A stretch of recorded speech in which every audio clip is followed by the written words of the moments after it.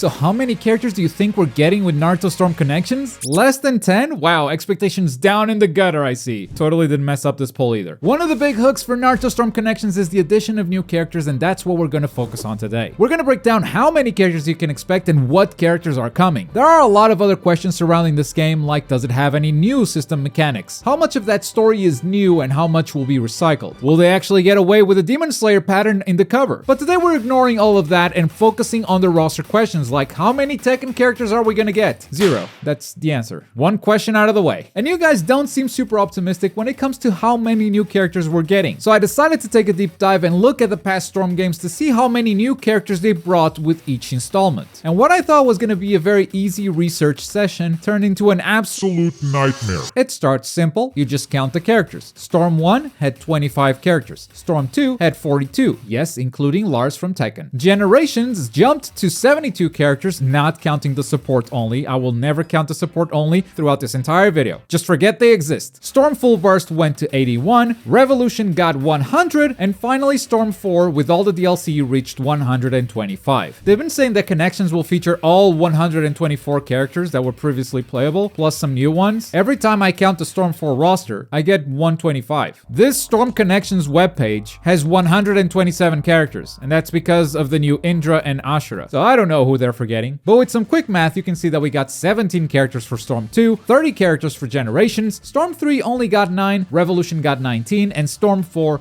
got 25. Except, all of these numbers are wrong. You cannot simply take the roster count, it's a bit more complicated than that. Because you see, from Storm 1 to Storm 2, they didn't take those 25 characters and added 17, no. Out of the Storm 1 roster, they only took 8 characters total. Everyone else was brand new. They removed most of the pre-time skip roster, which means they made a total of 34 brand new characters for Storm 2. And Storm Generations, even though it looked like it was the biggest jump in roster, most of what they did was just bring the Storm 1 and Storm 2 rosters together. They still added some characters, they added 14 characters to be precise, but suddenly these numbers tell a very different story. Was Storm 2 the game that made the most new characters out of any Storm game? There's only one way to discover, and that is to write down every single character in a spreadsheet and find out who was included and who was removed from each roster, and that's too much work.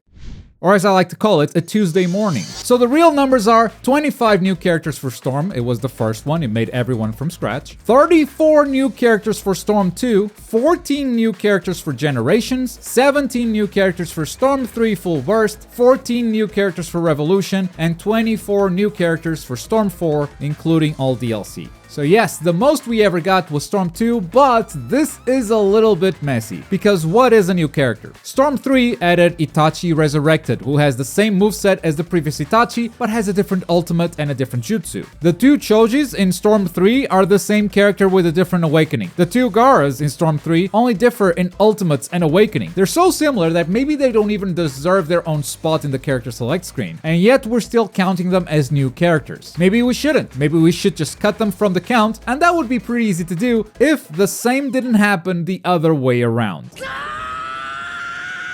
Because if you look at characters like Sakura or Kakashi, they only ever got one spot in the character select screen, but their movesets have been updated throughout the series. Storm 1 Kakashi and Storm 2 Kakashi have nothing to do with each other. Storm 2 Kakashi has a different moveset, and yet, would you say that Kakashi was a new character in Storm 2? Most people would say no, because he was playable in the first Storm. And yet, that's more of a new character than Itachi Resurrected ever was. The Storm roster is a mess, and Connections will be a good opportunity to clean things up. Get rid of this page select screen, put all the characters in a single page, and make sure it's obvious when you're selecting a different moveset or a different skin. That's what I would like to see happen, but it's CyberConnect 2. They just put the Demon Slayer Academy characters separate from the rest when all they have is a different ultimate. I do not expect them to clean it up at all. Meaning, should we clean it up? No, because it's gonna stay a mess. Let's say they release 10 new characters for Connections. Yes, some of those might be duplicates, but maybe some old movesets are gonna get updated too. So Storm Connections is gonna stay messy, and it's within the mess that will predict how many characters are coming. So, what is the number? How many characters are coming to Naruto Storm Connections? I would say at least 14, because that is the number that we got for Generations and Revolution, the only other two non-numbered Storm games. And honestly, it's the bare minimum they need to hit to justify that full price tag. Bare minimum. And that is assuming that it's a brand new story mode and that we're getting new system mechanics. So I do think that most of your expectations are a bit too low, but that's not a bad thing to have. You're ready to be positively surprised when we get more characters. Storm fans have learned to keep their expectations low the hard way. But also looking at this poll, I think the right answer here is 31 plus, because I believe that Storm Connections is going to be their long-term Storm game. Bandai isn't doing yearly releases anymore. It's betting on long-term season passes, DLC, etc. It's going for long-term projects, and I think we'll see around 14 characters at launch, but then we'll get season passes, and each season pass is going to have between 6 to 10 characters. And if Bandai can commit to 4 seasons of Dragon Ball The Breakers before the game even comes out, I think Storm is going to get to that number, no problem. With that said, let's break it down. If we get 14 characters, who are they? Well, 2 of them have already been announced. Ashura and Indra are joining the roster. In addition to those, I think we have some guaranteed characters. Variant Mode Naruto. You cannot launch a Naruto game without this character anymore. And while Shinobi Striker got away with making him DLC because Shinobi Striker came out ages ago, I don't think Connections can get away with that. He has to be in the launch roster. Also, Kawaki is a must-have. Sorry for all the Shinobi Striker footage. I know a lot of Storm fans are allergic to Shinobi Striker. It's just easier for us to show because the characters are there already, and a lot of the mindset of which characters will sell, which characters are popular, who should we make DLC, the mindset is the same for Storm. We'll probably also see a new version of Boruto, a Boruto Karma, so to speak, making it the 4th playable Boruto. A new Konohamaru is also pretty mandatory at this point. An adult version, as Boruto's teacher, was actually in the Road to Boruto story mode, so he kinda has a moveset already. In fact, I think all the Road to Boruto story characters will finally be playable. They already did that with Momoshiki and Kinshiki. All that's left is Shikadai and Yurui. Yes, I know, Shikadai is hype. Yurui is kind of a waste of a slot, but I also think they know that that would be the reaction, so they might make him DLC. Because the work is kind of done, most of the character is already finished, I think it'll be some part of a DLC pack. We'll talk more about it after we're done with the launch roster. We also need some villains. Kara is the perfect organization to pull villains from. I think the main ones will definitely make it. Ishiki,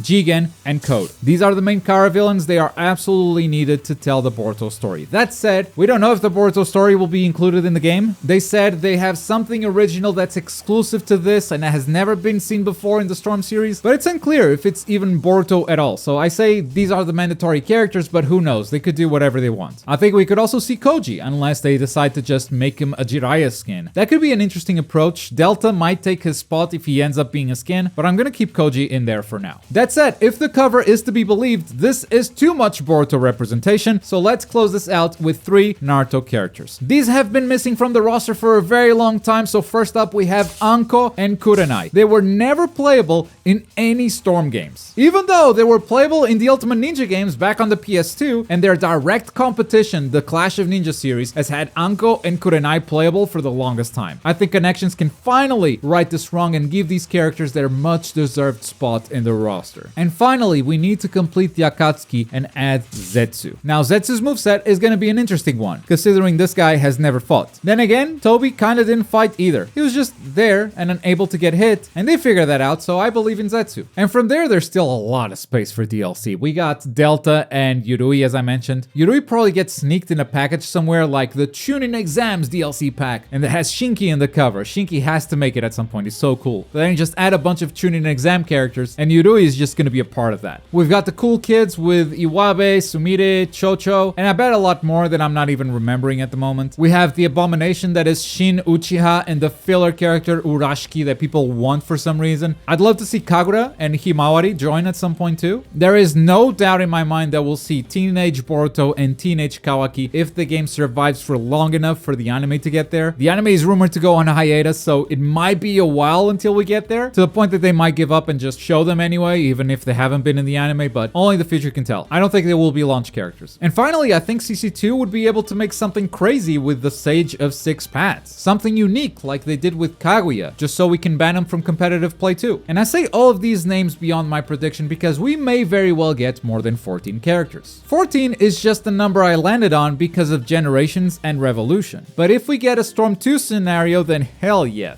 30 plus characters at launch, sign me up. So I would say from my poll, people that gave this answer are correct if you were only thinking about the launch roster. And I think people that gave this answer are also correct if you were thinking about the long term. But in the end, everyone was wrong because I said Generations and not Connections. But as usual, that is just my opinion after doing some painful research into the mess that is the Storm roster. But I'd love to hear yours as well. How many characters do you think we're gonna get at launch? Let me know in those comments down below. And if you're still unsure on how you feel about this game, check out the conversation I had with Afro Senju. It might help you process things out a bit.